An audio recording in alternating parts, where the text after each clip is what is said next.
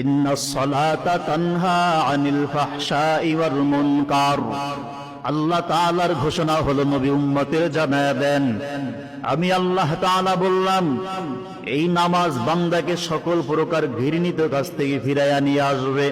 শুধু তাই না, বান্দা জাহান্নামী বান্দাটাকেও নামাজ জান্নাতি বানায়া দিতে পারে।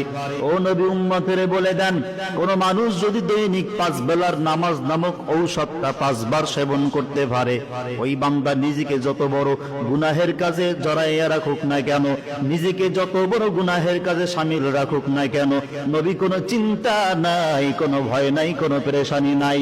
উম্মতের জানায়া দেন, উম্মত যদি 5 বেলার নামাজ ঘরে বাইরে চালু করতে পারে, আমি আল্লাহ মাসুম বাচ্চা মায়ের পেট থেকে বের হইলে যেইভাবে নিষ্পাপ বেগুনাহ থাকে, আমি আল্লাহ তাআলা 5 বেলার নামাজের বিনিময় ওই গুনাহগার উম্মতের গুনাহ মাফ করিয়া মাসুম বাচ্চার মতো বেগুনাহ বানায়া দিব।